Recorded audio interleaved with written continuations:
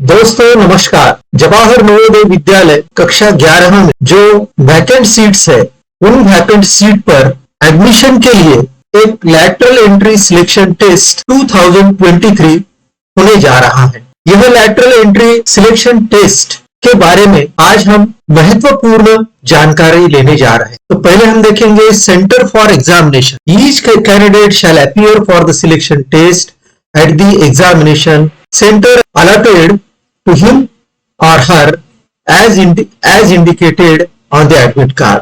तो इसका मतलब ये है कैंडिडेट जो एग्जामिनेशन के लिए अपीयर होने वाला है उसके लिए एक सेंटर अलॉट किया जाएगा जो कि उसके एडमिट कार्ड पर मेंशन किया होगा।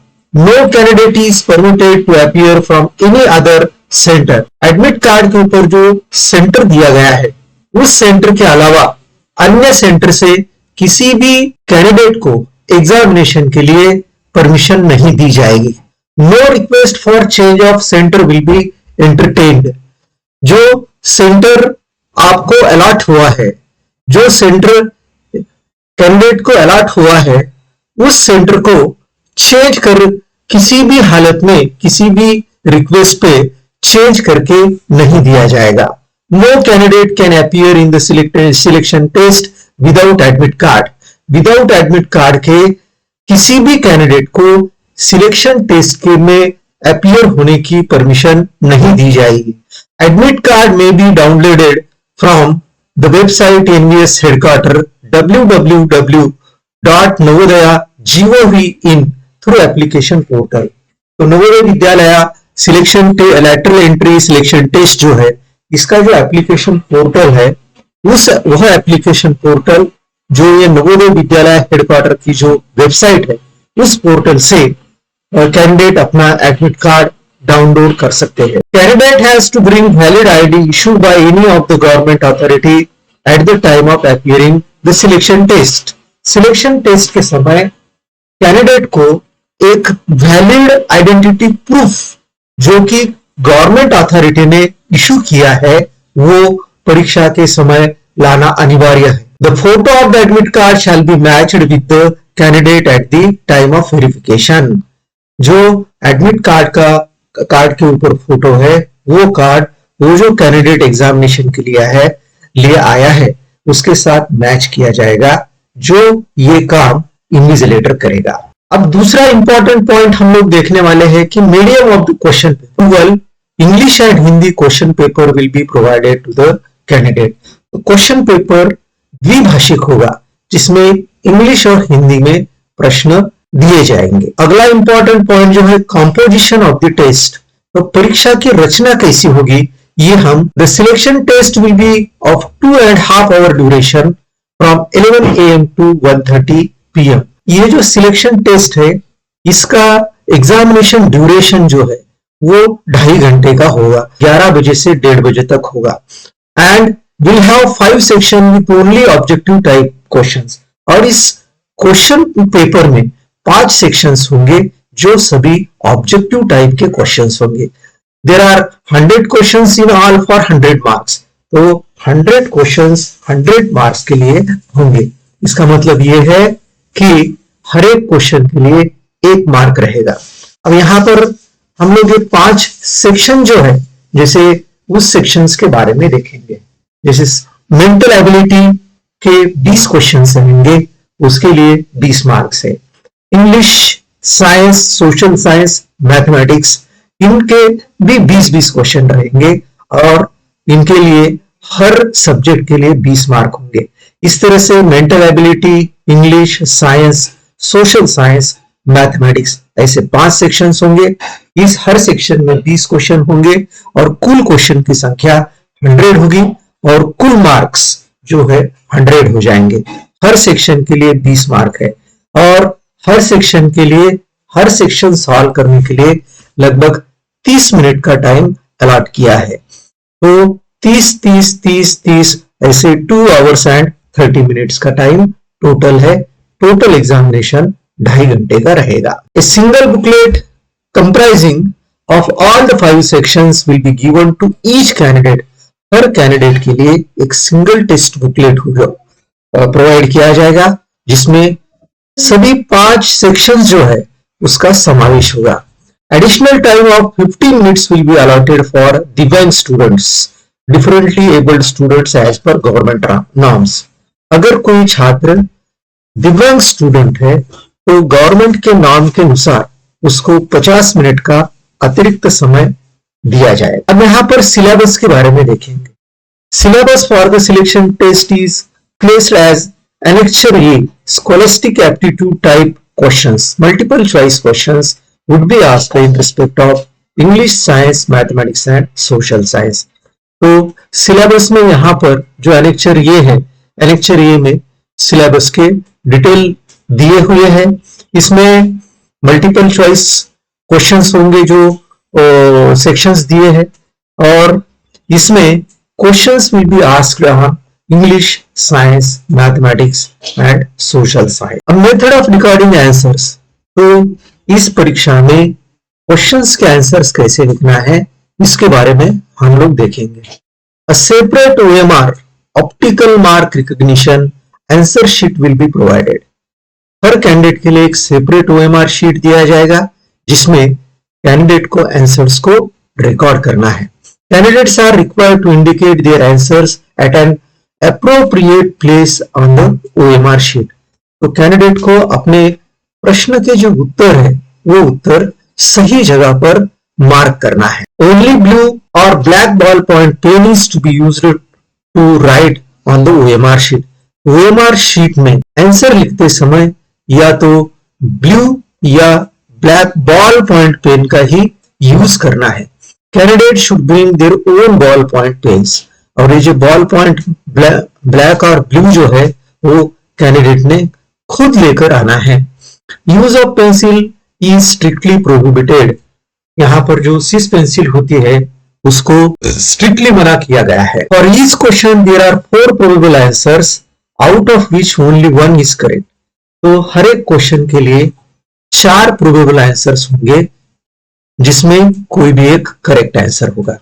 The candidate is required to select the correct answer and darken the corresponding circle of the chosen answer. For example, if your answer for question number 24 is C, darken the circle under C as given below. तो हर question के लिए 4 probable answers होंगे। Candidate को जो 4 answers है वो 4 answers को यहाँ पर जैसे दिए है ABCD, ये जो सर्कल में ABC और D रहेगा, और जो भी करेक्ट आंसर है, जैसे फॉर एग्जांपल यहाँ पर क्वेश्चन नंबर 24 है, तो इस क्वेश्चन नंबर 24 का अगर आंसर सी है तो इस तरह से इसको अच्छी तरह से डार्कन करना है, ब्लू या ब्लैक पेन से करना है। No change in the darkened circle is allowed. अगर एक बार कैंडिडेट ने उसका आंसर रिकॉर्ड किया है तो उसको उस आंसर को चेंज करने की परमिशन नहीं है। Striking, applying white correction fluid and erasing on the OMR sheet is also not allowed. तो एक बार अगर आंसर रिकॉर्ड किया है तो उसको स्ट्राइक करना या उसके ऊपर व्हाइट करेक्शन फ्लूइड लगाना या उसको इरेज करना ये अलाउड नहीं है। या एक से अधिक आंसर्स को एनसर्कल करना, एक से अधिक सर्कल को डार्कन करना ये भी अलाउड नहीं। 1 mark will be given for every correct answer. Candidate के हर एक करेक्ट आंसर के लिए 1 मार्क अलॉट किया जाएगा। No negative marking will be done. इस सिलेक्शन टेस्ट में किसी भी प्रकार की निगेटिव मार्किंग नहीं है। Streams and selection criteria. The candidate has to score minimum qualifying marks, that is 6 marks out of 20 as per NVS criteria in all the 5 subjects। तो जो all the 5 sections जो है 5 subjects है तो उसमें candidate को कम से कम 6 मार्क्स, हर section में कम से कम 6 मार्क्स स्कोर करना जरूरी है। अगर the merit list will be prepared on the basis of marks obtained in different subject as per the following criteria out of 60। Merit list 6 out of 60 marks कैसे बनेगा ये हम देखेंगे। जैसे अगर छात्र को कैंडिडेट को साइंस स्ट्रीम के लिए जाना है, फिजिक्स केमिस्ट्री कंपलसरी है उसमें, तो उसको मेंटल एबिलिटी, साइंस और मैथमेटिक्स, ये 3 जो सब्जेक्ट्स है इसमें जो कि 60 मार्क्स है, इसमें उसका मेरिट लिस्ट लगेगा। अगर कैंडिडेट को कॉमर्स फैकल्टी में जाना है तो अकाउंटेंसी, बिजनेस, इकोनॉमिक्स कंपलसरी। इसके लिए भी मेंटल एबिलिटी, सोशल साइंस और मैथमेटिक्स, ये 3 सब्जेक्ट में आउट ऑफ 60 मार्क्स कितने मिले हैं इसके ऊपर उस कैंडिडेट का मेरिट देखा जाएगा। ह्यूमैनिटीज में history, geography and economics compulsory, तो mental ability, social science, 1 subject out of the remaining 3 subject. Mental ability, social science और जो रिमेनिंग सब्जेक्ट्स है उसमें से कोई भी एक सब्जेक्ट जिसमें सबसे ज्यादा मार्क्स है उसको कंसिडर किया जाएगा और आउट ऑफ 60 मेरिट लिस्ट बनेगा। अब वोकेशनल, तो वोकेशनल सब्जेक्ट्स कंपलसरी, जो वोकेशनल कोर्स के लिए जाना चाहते हैं उसमें वोकेशनल सब्जेक्ट्स कंपलसरी है, जिसमें mental ability, 2 more subject out of the remaining 4 subjects with highest mark. तो मेंटल एबिलिटी के 20 मार्क्स और बाकी जो 4 सब्जेक्ट में से 2 सब्जेक्ट जिन्हें ज्यादा मार्क्स मिले हैं, ऐसे मेंटल एबिलिटी और 2 सब्जेक्ट स्कोरिंग हाईएस्ट मार्क्स, तो वो 60 मार्क्स के लिए उसका मेरिट लिस्ट बनेगा। When the merit list is prepared for selecting the candidates provisionally, in addition to sectional cutoff, overall cutoff of out of 20 will also be considered as per the following details। तो जो merit का cut off जो है बोले तो उस candidate को minimum इतने मार्क्स स्कोर करना ही है। जैसे अगर जनरल या ओबीसी का कैंडिडेट है तो उसको 21 मार्क्स स्कोर करना जरूरी है। अगर उससे कम मार्क्स होते हैं तो उसका मेरिट नहीं लगेगा। For general and OBC girls 20 marks, for SC ST दिव्यांग कैंडिडेट्स 18 मार्क्स। तो ये एससी एसटी दिव्यांग कैंडिडेट्स के लिए 18 मार्क्स का कट ऑफ रखा है। If there is a tie with the same marks out of 60, the following criteria will be followed in the same order of the sequence. अगर समझो किसी कैंडिडेट्स को सेम मार्क्स आते हैं, टाई हो जाता है, तो जो फॉलोइंग क्राइटेरिया जो है इसको फॉलो किया जाए। Candidate who has scored more marks out of 42 subject excluding the mental ability score will be preferred. अगर समझो किसी स्टूडेंट्स के सेम मार्क्स आते हैं तो 2 सब्जेक्ट एक्सक्लूडिंग मेंटल एबिलिटी, तो 2 सब्जेक्ट में जिस कैंडिडेट को ज्यादा मार्क्स है उसको प्रिफरेंस दिया जाएगा। इफ स्टिल एग्जिस्ट, फिर भी अगर समझो टाई एग्जिस्ट हो रहा है तो candidate who has scored higher marks out of all the 5 subjects that is out of 100 will be preferred. अगर समझो 2 सब्जेक्ट में सेम मार्क्स आ रहे हैं तो ऐसी स्थिति में वो स्टूडेंट्स के आउट ऑफ 100 जो मार्क्स है, आउट ऑफ 100 जो मार्क्स है वो 100 में जिसको हाईएस्ट मार्क्स है उसको प्रिफरेंस दिया जाएगा। Even there if tie exist, अगर हम 5 सब्जेक्ट लेके आउट ऑफ 100 मार्क्स भी लेते हैं और वहीं पर भी अगर टाई हो जाता है, सेम मार्क्स आते हैं, तो female candidate will be preferred. ऐसी स्थिति में फीमेल कैंडिडेट को प्रिफरेंस दिया जाए। अगर if tie is not at resolve, अगर फिर भी अगर समझो टाई रिजॉल्व नहीं होते तो candidate whose age is less will be preferred. ऐसी स्थिति में जिस कैंडिडेट का एज कम है उसको प्रिफरेंस दिया जाएगा। Availability of JNU wise streams for lateral entry admission against vacant seats in class 11। तो क्लास 11 में कौन से विद्यालय में कितने वैकेंसीज है इसकी जानकारी, details of stream in JNU for lateral admission subjects to availability of vacant seats and other facilities including accommodation for students may be seen at Annexure B, जो कि जवाहर नवोदय विद्यालय की जो वेबसाइट है वो उस पर अवेलेबल है। अब इसके बाद में और एक इंपॉर्टेंट पॉइंट्स हम लोग देखने वाले हैं कि documents to be submitted after the selection test. अब ये सिलेक्शन होने के बाद में कैंडिडेट को कौन से डॉक्यूमेंट्स सबमिट करना है इसके बारे में हम लोग चर्चा करेंगे। Proof for date of birth, the copy of birth certificate issued by the government authority concern. तो डेट ऑफ बर्थ के लिए आपको गवर्नमेंट अथॉरिटी ने इशू किया हुआ सर्टिफिकेट लाना अनिवार्य है। Proofs for eligibility as per the conditions of NVS. Eligibility जो क्राइटेरिया है वो एलिजिबिलिटी के क्राइटेरिया जो एनवीएस ने कंडीशंस रखे उसके अनुसार उसके प्रूफ्स लाना जरूरी है। For candidate seeking admission under rural quota the parent will also have to submit a certificate from the competent authority of district administration to the effect that the child has studied class 10 in an institution or school located in a rural area। अगर समझो कोई candidate ग्रामीण क्षेत्र से आता है तो district administration से ये सर्टिफिकेट लाना अनिवार्य हो जाएगा competent authority of district administration की वह कैंडिडेट जिसने क्लास 10 में पढ़ाई की है वो इंस्टीट्यूशन या स्कूल ग्रामीण क्षेत्र में है ऐसा प्रमाण पत्र लाना अनिवार्य। Residence certificate the valid residential proof as notified by government of India of the parent of the same district where the JME is located and candidate has studied class 10 shall be furnished in respect of selection under district merit। तो जहां पर candidate रहता है उस वहां का residence certificate जहां पर उसने क्लास 10 की पढ़ाई की है और उसी जिले में नवोदय विद्यालय लोकेट है इसका सर्टिफिकेट भी लाना अनिवार्य है। इसके बाद में Aadhaar card of the candidate as per the section 7 of Aadhaar act 2016 the provisionally selected candidate has to submit the copy of Aadhaar card.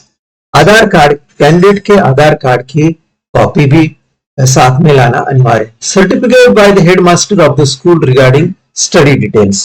तो कैंडिडेट के स्टडी डिटेल्स के बारे में जो सर्टिफिकेट है वो भी जो कि हेडमास्टर ने दिया है वह कैंडिडेट को लाना अनिवार्य है। Medical fitness certificate from the competent authority. Medical certificate जो है वो भी कैंडिडेट ने जो कि कॉम्पिटेंट अथॉरिटी ने दिया है वो भी सबमिट करना अनिवार्य है। अगर डिसेबिलिटी सर्टिफिकेट अगर कोई कैंडिडेट दिव्यांग है हैंडीकैप्ड है तो हैंडीकैप्ड का सर्टिफिकेट जो कॉम्पिटेंट अथॉरिटी ने दिया है वो भी लाना अनिवार्य है। Candidate community certificate that is SC/ST if certificate applicable. अगर कोई कैंडिडेट SC या ST कैटेगरी को बिलोंग करता है तो उसका सर्टिफिकेट भी लाना अनिवार्य है। Transfer certificate from parent school after the verification of document and confirmation of admission by the respective JNV is to be submitted after getting counter signature of district education authorities। तो जैसे admission confirm हो जाता है सभी document को verification करने के बाद में उसके बाद में जो ट्रांसफर सर्टिफिकेट है और जिसके ऊपर डिस्ट्रिक्ट एजुकेशन अथॉरिटी DEO या BO का सिग्नेचर है वो सबमिट करना अनिवार्य है। तो दोस्तों एक इम्पोर्टेंट बहुत ही इम्पोर्टेंट वीडियो था। जो विद्यार्थी इस परीक्षा में बैठने के लिए उत्सुक है, जो विद्यार्थी कक्षा 11 में एडमिशन लेना चाहते हैं उन सभी छात्रों को सभी अभिभावकों को यह जो इम्पोर्टेंट वीडियो है जो कि ये जो लैटरल एंट्री सिलेक्शन टेस्ट 2023 कक्षा 11वीं के लिए जो कि जवाहर नवोदय विद्यालय में वैकेंट सीट्स है वह वैकेंट सीट्स के एडमिशन के लिए होने जा रहा है उन सभी को यह वीडियो शेयर कीजिए। बहुत बहुत धन्यवाद।